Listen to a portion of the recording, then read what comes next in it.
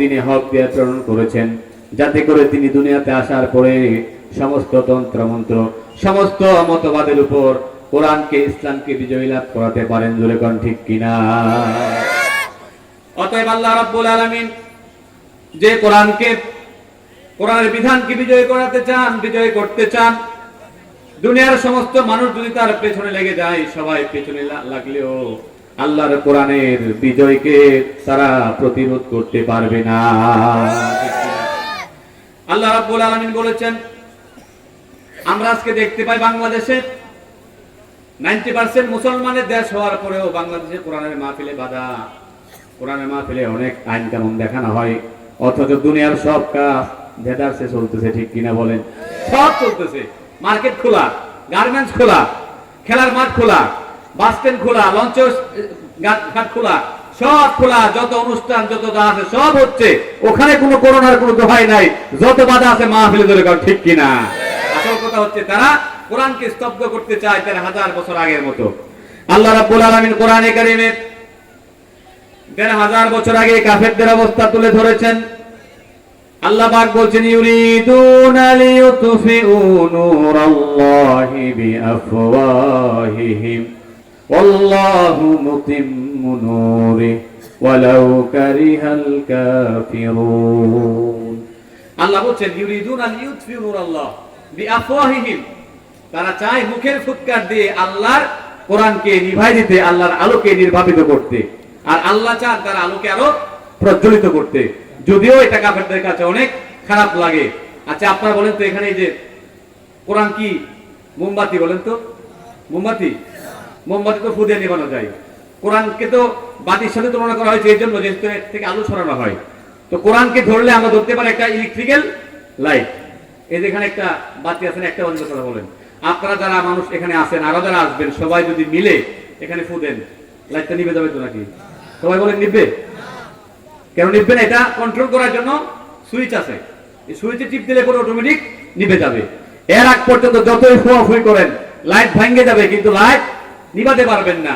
আল্লাহ বলছেন, they want to put out the light of Allah and Allah want to increase the power of light. আল্লাহ বলছেন ১৫০০ বছর আগে আবহমান কালে আবু লাহাব, আবু জাহেলরা চেয়েছিল মুহাম্মদকে প্রতিরোধ করার জন্য, কোরআনের আলোকে নিভায় দেওয়ার জন্য, আল্লাহ রাসূলকে রুখে দেওয়ার জন্য। আল্লাহ বলেন সেই চেষ্টা ব্যর্থ হয়েছে।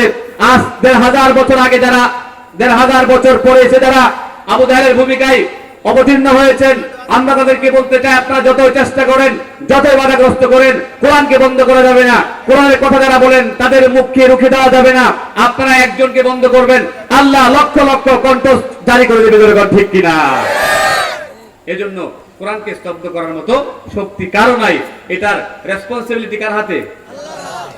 আল্লাহ রাব্বুল আলামিন কোরআনে কারীমে বলেছেন, ইন্না নাহনু নাযালনা যিকরা ওয়া ইন্না লাহু লাহাফিজুন।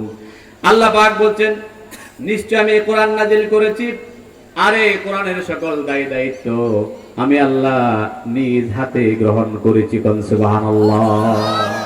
I have sent the Holy Quran and the responsibility of saving this is my own hand. কোরআন নাযিল করেছি আমি, আর এর রক্ষণাবেক্ষণের দায়িত্ব আমি রেখেছি। অতএব সারা পৃথিবীর নাস্তিক, মুরতাদ, কাফের, বেঈমান একত্রিত হয়ে গেল, কোরআনকে স্তব্ধ করতে পারবে না। ঠিক কিনা? কোরআনের জয় যাত্রাকে রুখে দিতে পারবে না। আজকের এই মাহফিল, আজকের এই গণজমায়েত, আজকের এই যুবকদের মাহফিলে আসাই হচ্ছে এর প্রমাণ। ঠিক কিনা? প্রিয় বন্ধুগণ, এজন্য কোরআনকে স্তব্ধ করতে আসবেন না। কোরআনের সাথে কোরআনকে আটকে দেওয়ার মতো বেয়াদবিমূলক আচরণ আপনারা করবেন না। কারণ আমরা দায়িত্বহীন কণ্ঠে বলি, যারা কোরআনকে বাধাগ্রস্ত করতে চায়, আপনি লক্ষ্য করে দেখবেন, আপনি বিশ্বাস না হলে টেস্ট করে দেখবেন, তাদের ব্লাড টেস্ট করবেন, দেখবেন তাদের ব্লাডে আবু জাহেলের রক্ত আছে। ঠিক কিনা? তাদের ব্লাডে আছে ফেরাউনের রক্ত, নমরুদের রক্ত। কারণ ফেরাউন, নমরুদ, আবু জাহেলরা যে ভূমিকায় ছিল, যারা এই ভূমিকায় থাকবে তাদের সাথে তাদের ব্লাড কালেকশন আছে না নাই? এজন্য আমরা বলতে পারি, কোরআনকে বাধাগ্রস্ত করে আপনারা পারবেন না, কোরআনকে বাধাগ্রস্ত করবেন না। কোরআনকে নিয়ে কেউ খেলা করবেন না, আগুন নিয়ে খেলবেন না, কারণ আপনি জ্বলে পুড়ে ছারখার হয়ে যাবেন। ঠিক কিনা বলেন? কারণ কোরআনটা হচ্ছে আল্লাহ সবার জন্য কোরআন নাযিল করেছেন। আমরা অনেকে আজকে যে অবস্থা এরকম হয়ে গেছে, আজকে এদিকে আমাদের দেশের মতো সবাই আমরা জানি, আমরা সবাই জানি। আমাদেরকে অনেককে বলা হয় যে এই কথা বলেন না, ওই কথা বলেন না। এটা আপনারা আমাদেরকে বললে লাভ হবে কি? যেটা ইমানি দায়িত্ব, আমার ইমানের দায়িত্ব, ইমানের তাগিদ যেটা যেটা আসবে সেটা তো আমি মূল্য বলবো, ঠিক কিনা? আপনি আমাকে বাধা দিলে লাভ নাই। দেখেন না, বাধা দেখে কেউ রাখতে পারছে? সবাই বলতে আছে, বলতেই হবে, কারণ কোরআনের কথা যদি আপনি না বলেন তা আমাদের কি বলা হয় না যে হুজুর মাহফিল করতে পারবে না কেন? কয় উপর থেকে নির্দেশ আছে। কিসের নির্দেশ? তা আপনাদের উপর থেকে নির্দেশ আছে মাহফিল না ওই পুলিশ এসে বলে উপর থেকে নির্দেশ আছে? তো হক কথা বলার জন্য আমাদের উপর থেকে কি আছে? আমাদের নির্দেশ কে দিয়েছেন? আল্লাহ দিয়েছেন। অতএব হক কথা বলার যেটা, এটা আমার আল্লাহ নির্দেশ। দুনিয়ার সকল নির্দেশ অমান্য করলেও গুনাহ হবে না, কিন্তু আল্লাহর নির্দেশ অমান্য করলে গুনাহ আছে না নাই? এজন্য আল্লাহর হুকুম মানতে হবে। আজকে কথা বললেই মৌলবাদী, জঙ্গিবাদী, তারপরে এই রাজাকার, তারপরে আপনার পাকিস্তানি বাহিনী, এই সেই বলে মানুষকে গালি দেওয়া হয়, যদি কোন ঠিক কিনা? এটা পরিপূর্ণ আবু জাহেলের যে যুগ ছিল ওই যুগের অবস্থা এখানে এসে গেছে। আবু জাহেল মুহাম্মদ সাল্লাল্লাহু আলাইহি ওয়াসাল্লামকে চিনতো, এত কাছের থেকে চিনেছে, আমরাও তাকে নবীকে এত কাছের থেকে দেখি নাই বা অনেকেই দেখে নাই, কিন্তু আবু জাহেল অনেক কাছের থেকে নবীকে চিনছেন, দেখেছেন। দেখার পরে মুহাম্মদকে কি বলছেন? জাদুকর বলছেন, কবি বলছেন, পাগল বলছেন। বলছেন কিনা? বলেন বলেন, বলছে কিনা? তাহলে বিশ্ব নবীর চাইতে শ্রেষ্ঠ মানুষকে পৃথিবীতে আর আসবে কেউ? তো এই পৃথিবীর সর্বশ্রেষ্ঠ মানুষটাকে এই নানানের দলেরা, মূর্খর দলেরা আল্লাহর নবীকেই পাগল বলছে, কবি বলছে। তো আমাদেরকে বলাটা তো স্বাভাবিক, ঠিক কিনা? বললে আমরা সত্যের পক্ষে কথা বলেই যাব, কারণ আমরা মৌলবাদী হয়েও খুশি। কারণ মৌলবাদী হচ্ছে যারা মূলের উপরে আছে। কিসের উপর আছে? আর আমাদেরকে যারা মৌলবাদী বলে তারা কি? আগাবাদী। মৌলবাদী, মৌল মানে কোরআন, মূল মানে কি? হাদিস। আমরা কোরআন হাদিস নিয়ে আসি। আর আমাদেরকে যারা মৌলবাদী বলে তারা হচ্ছে আগাবাদী। তাদেরকে ধাক্কা দিলে পরে তাদের পরে দিল্লি গিয়ে পড়বে, ঠিক কিনা বলেন? সত্যের পক্ষে গান গাই বলে আমি বিদ্রোহী, সত্যের পথে ডাকি বলে আমি বিপ্লবী। সত্যের পক্ষে গান গাই বলে আমি বিদ্রোহী, সত্যের পথে ডাকি বলে আমি বিপ্লবী। কোরআনের পক্ষে কথা বলি তাই বলে মৌলবাদী, জিহাদের পক্ষে গান লেখি তাই বলে উগ্রবাদী। আমি বিদ্রোহী, বিপ্লবী, মৌলবাদী, কেন জঙ্গিবাদী? ঠিক কিনা? জন্মের পরে কানে আজান কি দেয়নি, তুমি মৌলবাদী ছাড়া হওনি। ঠিক কিনা বলে? আজান দেওয়ার সময় মৌলবী লাগছে, আজান নিজেরা দিতে পারেন না।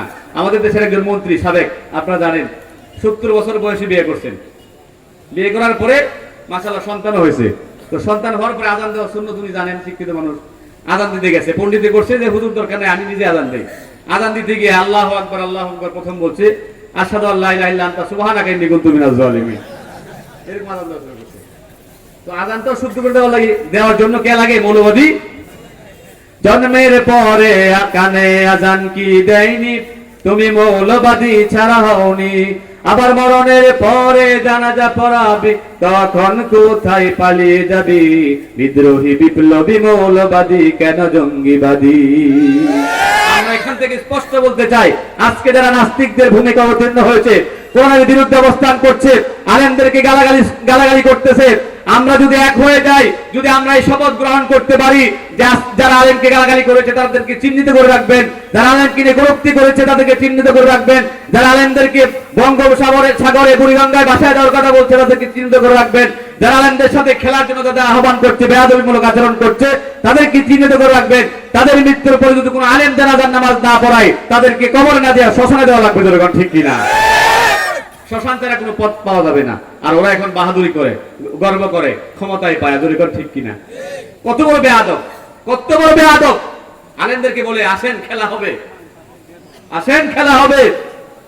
আরে মিয়া, তুমি খেলবা কি? তুমি তো একজন একটা জেলার স্থানীয় একজন লোকাল লোক। আর যাদেরকে আহ্বান করছো তারা সারা বাংলাদেশে নয়, সারা বিশ্বে পরিচিত। এদের ভিতরে কোরআন আছে, বুকে কোরআন আছে, হাদিস আছে। তাদের সাথে খেলার জন্য যোগ্যতা তোমার হয়নি, ঠিক কিনা বলেন?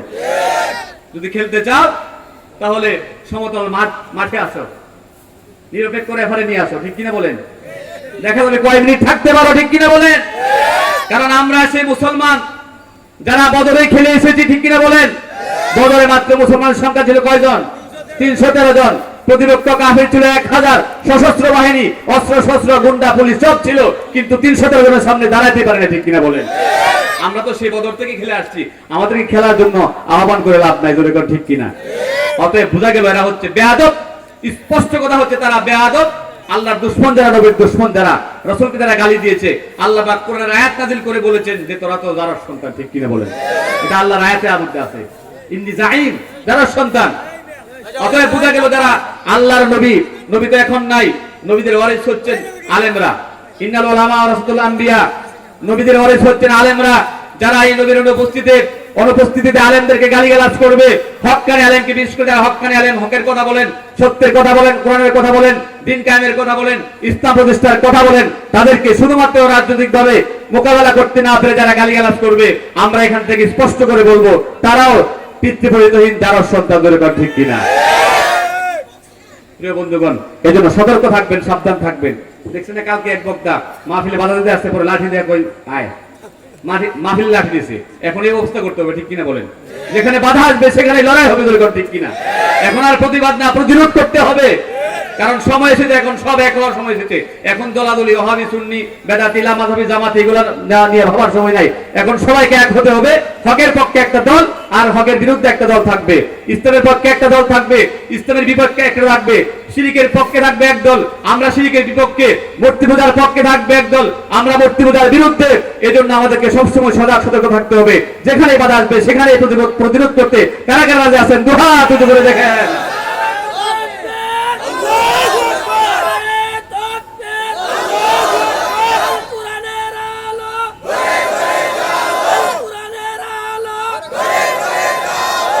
প্রিয় ভাইরা, আসলে আমার বিষয়টা তো একটা বিষয় তো আছে, আমি আসলে ভূমিকাটা লম্বা করে ফেলছি, তো আমি আর ভূমিকা লম্বা করবো না ইনশাআল্লাহ।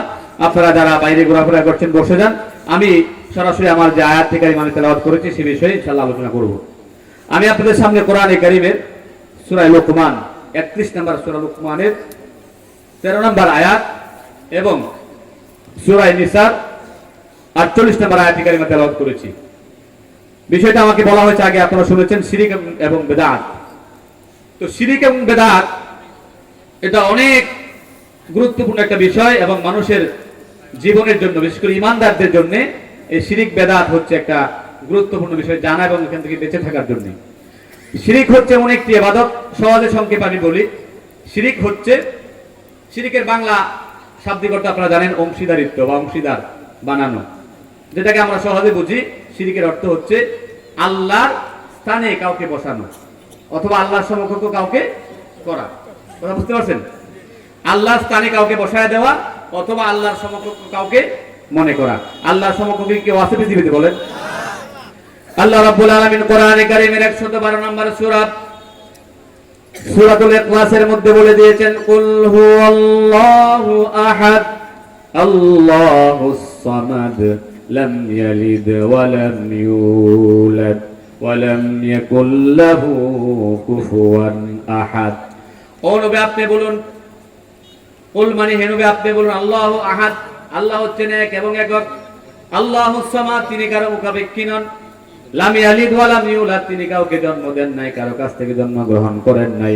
ওয়া লাম ইয়াকুল লাহু কুফুয়ান আহাদ, এই পৃথিবীতে তার সমতুল্য কেউ নাই। ঠিক কিনা? A prophet you answered them, say he is one and only, the eternal refuse, he neither biggest nor is broad nor is there to him any equivalence. আল্লাহ সমকক্ষ কেউ নাই, আল্লাহ কারো জন্ম দেন নাই, জন্মগ্রহণ করেন নাই। তার মানে আল্লাহ এখানে তাওহীদের কথা বলেছেন। এখানে যারা আল্লাহর সাথে কাউকে শরীক করবে এটাই শিরিক। ঠিক কিনা? শিরিকের ব্যাপারে আল্লাহ রাব্বুল আলামিন কোরআনে কারীমে অনেক জায়গায় অনেক কথা বলেছেন, আমরা সংক্ষিপ্ত আকারে শুনব। শিরিক হচ্ছে, শিরিকের সংজ্ঞা আমরা শুনলাম। শিরিক কত প্রকার, শিরিকের পরিণতি কি আমরা শুনতে চাই। যদি আমরা শুনতে পারি আর বুঝতে পারি, আল্লাহ পাক হয়তো আমাদেরকে শিরিক থেকে বেঁচে থাকার তৌফিক দিতেও পারেন। জোরে কোন আল্লাহুম্মা আমিন। তো শিরিক হচ্ছে আল্লাহর সাথে কাউকে শরীক করা। শিরিকের অনেকগুলা প্রকার আছে। অনেকগুলা কি আছে? প্রকার আছে। এর মধ্যে শিরিক প্রথমত দুই প্রকার, ভালো করে বুঝবেন। প্রথমত দুই প্রকার, শিরিকে আসগর, শিরিকে আকবর। আসগর মানে হচ্ছে ছোট শিরিক আর আকবর মানে হচ্ছে বড় শিরিক।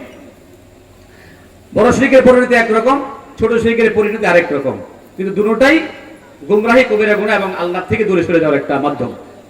আমার বন্ধুগণ, শিরিকটা হচ্ছে এমন একটা গর্হিত কাজ। আল্লাহ রাব্বুল আলামিন আমাদেরকে নামাজের নির্দেশ দিয়েছেন। নামাজ পড়ার আগে আল্লাহ পাক বলছেন, বান্দা তুমি নামাজ পড়বা পরে আগে বলো তুমি শিরিক করো কিনা। শিরিক থেকে মুক্ত হয়ে নামাজ পড়তে হবে। এজন্য আমরা নামাজে দাঁড়াবার সময় দোয়া পড়ি, ইন্নী ওয়াজ্জাহতু ওয়াজহিয়া লিল্লাযী ফাতারাস সামাওয়াতি ওয়াল আরদা হানিফা ওয়া মা আনা মিনাল মুশরিকিন। আল্লাহু আকবার। তাহলে ইন্নী ওয়াজ্জাহতু ওয়াজহিয়া লিল্লাযী, আমি আমার চেহারা ঘুরায় নিলাম একনিষ্ঠভাবে ওই আল্লাহর দিকে যিনি আকাশ এবং জমিনের মালিক, এবং আমি শিরিক করি না। এটা শিরিক যে করি না এর স্বীকৃতি দিয়ে নামাজে দাঁড়াবার কথা আল্লাহ বলেছেন। সুবহানাল্লাহ বলেন। আমরা যারা হজ করতে যাই, যারা হজ করেছেন, আল্লাহ বলছেন বান্দা হজ তোমার উপর ফরজ করেছি। হজ করবার পরে হজের আগে একটা ওয়াজিব কাজ আছে, তালবিয়া দেওয়া, তালবিয়া উচ্চারণ করা।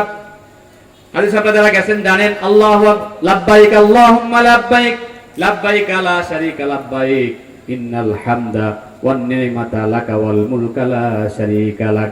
অর্থাৎ আল্লাহর কাছে আমি স্বীকৃতি দিই, আল্লাহ আমি হাজির আছি, আমি তোমার সাথে কাউকে শরীক করি না।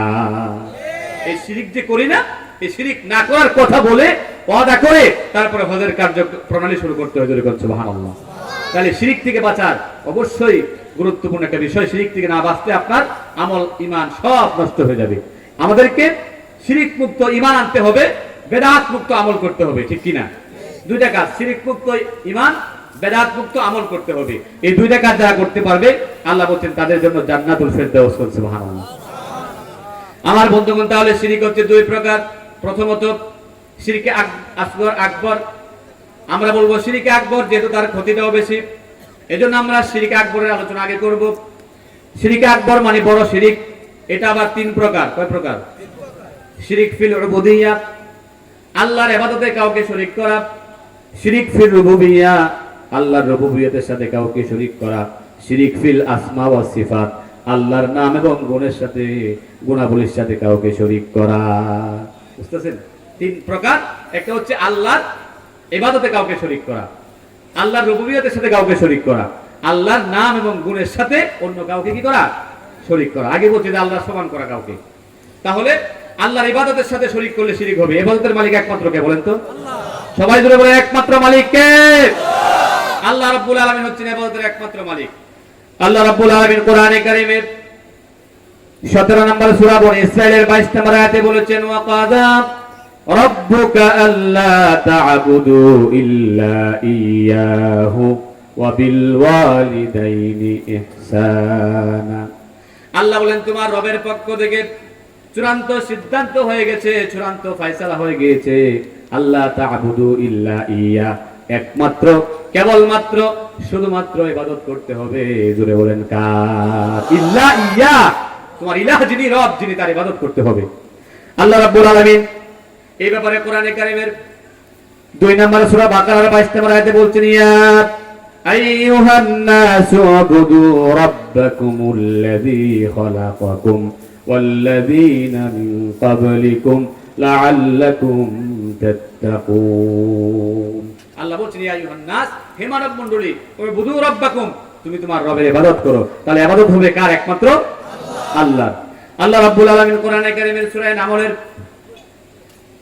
65 নম্বর আয়াতে বলছেন, আম্মান খালাকাস সামাওয়াতি ওয়াল আরদা ওয়া আনজালা লাকুম মিনাস সামাই মাআ ফাআমবাতনা বিহি হাদাইকা যাতা বাহাজা মা কানা লাকুম আন তুমবিতু শাজারাহা আইলাহুম মাআল্লাহ।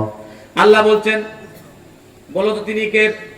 যিনি আকাশ জমিন সৃষ্টি করেছেন, আকাশ এবং জমিনকে সৃষ্টি করেছেন, এবং আকাশ থেকে বৃষ্টি বর্ষণ করে তোমাদের জন্য জমিনকে, মরে যাওয়া চৌচির হয়ে ফেটে যাওয়া জমিনকে বৃষ্টির পানি দিয়া ফসল ফলানোর উপযুক্ত করে দিলেন তিনি কে? আল্লাহ বলছেন, আইলাহুম মাআল্লাহ, আল্লাহর সাথে কি আরো কোন ইলাহ আছে? আরো কোন ইলাহ কি আছে আল্লাহর সাথে? যে আল্লাহ বৃষ্টি দিচ্ছেন, আরেকজন ইলাহ বৃষ্টি দিচ্ছেন, আছে এরকম? আল্লাহ রাব্বুল আলামিন কি করে সুন্দর করে বৃষ্টি দেন দেখেন। আপনারা সবাই জ্ঞানী গুণী মানুষ, ভালো করে জানেন। আমরা অনেকে জানি বৃষ্টি আল্লাহ রাব্বুল আলামিন যখন জমিনে বৃষ্টি দেন, বৃষ্টিটা তৈরি করেন কোত্থেকে? বলতে পারেন কোত্থেকে? সমুদ্রের, বলেন সমুদ্রের পানি থেকে। এটা কোরআনে আছে।